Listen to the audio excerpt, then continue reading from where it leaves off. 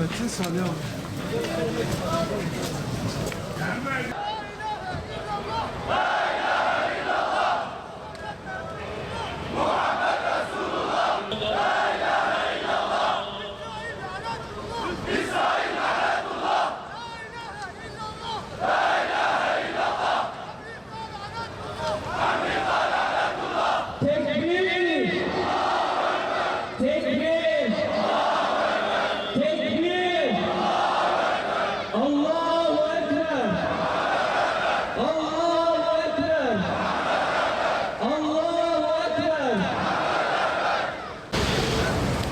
Tam zamanında bildi ya. Biraz önce yağmıyordu. Sen görüşün var mı?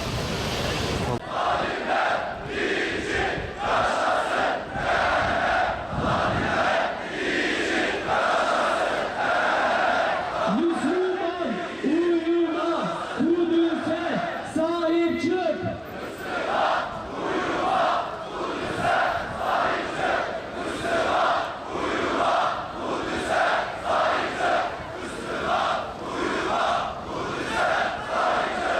Kudüs İslam'ın başkentidir.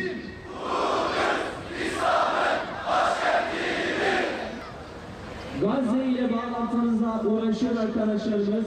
Şimdi Hüdapar Diyarbakır İl Başkanı Sayın Osman Aktaş'ın bir açıklaması olacak. Buyurunuz hocam. Mescid-i Aksa'nın esaretten kurtuluşu için ve zalimlerin kurduğu planı suya düşürmek için bir ümmet olduğumuzu, tek olduğumuzu, bütün müminlerin bir vahdet içinde birlikte sesini duyurarak küfrün karşısında dik durmamızı göstermek için bir araya gelmişiz. İsrail ve Amerika ve benzerleri diğer kukla rejimleriyle birlikte şunu bilsinler ki bu ümmet ekmeğinden vazgeçer, suyundan vazgeçer ama mukaddesatından asla vazgeçmez. Mescid-i Aksa ümmetin ortak bir kutsalıdır. Mescid-i Aksa Müslümanların ilk kıblesidir. Bundan taviz vermeleri, ödün vermeleri asla mümkün değildir. İnşallah onlar aklını başına alır. Şu an planladıkları bu ihanet anlaşmasından vazgeçecekler de Müslümanlara yem olmayacaklar. Müslümanları kızdırırlarsa, öfkelerini kabartırlarsa Selahaddin Eyyubi'nin torunları inşallah Teala kükreyecek ve Kudüs'ü bu ihanet çetelerinin işgali altından kurtaracaktır Allah'ın izniyle. Bu nedenle bütün Müslümanları tek vücut olmaya, vahdete, birliğe, güç birliğini yapmaya davet ediyoruz. Bu benim sözüm değildir. Allahu Teala'nın bizzat kendi çağrısıdır. Bismillahirrahmanirrahim. Malum Filistin, Kudüs, Mescid-i Aksa Müslümanlar için itikadi bir meseledir. Yani imani bir mesele. Sadece bir toprak parçası olarak oraya bakmak bir anlamı yoktur. Gelelim ki bir toprak parçası dahi baksak, bir Müslüman toprağı kafir ve Yahudilerin işgali altına girdiği zaman bütün Müslümanlar oranın özgürleştirilmesi noktasında ferzdir onların üzerine. Farz-ı aynıdır. Herkes o görevi yapacak ta ki o İslam parçasının işgalden kurtarılana kadar. Malum biz sivil toplum olarak konuşuyoruz. İdarecilere baskı yapmaya çalışıyoruz. Elbette bu önemli ve takdir edilmesi gereken bir adımdır. Yalnız bizlerle iş bitmiyor.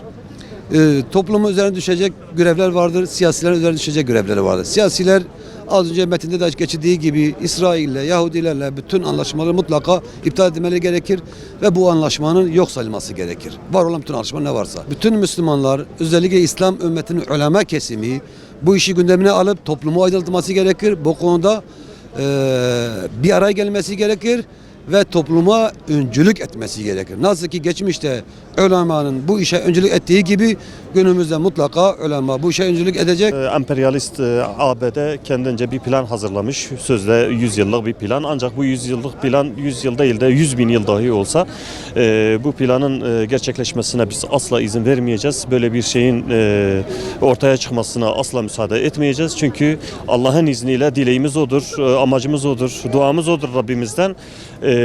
İnşallah bunların uygulamaya çalıştığı bu plan sayesinde bütün İslam ümmeti, düşüncesi, fikri, mezhebi, ırkı ne olursa olsun bir araya gelecek, birleşecek ve emperyalizmi yerle bir edecek. Yani akılları sıra böyle bir plan ortaya koymuşlar. Kendince işte Filistin halkına bir kısım toprak veriyorlar ama onun yerine kalbini söküyorlar, kalbini alıyorlar. Kalbi sökülmüş, kalbi alınmış, Kudüs'ü ele geçirmiş, Kudüs'ü işgal edilmiş, Kudüs'ü işgal edilmiş bir Filistin'in de hiçbir kıymeti olmayacağından dolayı bunu müsaade etmeyeceğiz. Müslümanlar olarak her daim kanımızın son damlasına kadar karşısında dik duracağız inşallah. Biz Müslüman gençler olarak Şeyh Ahmet Yasinler gibi Kudüs için mücadele etmek zorundayız. Kudüs İslam'ın başkentidir.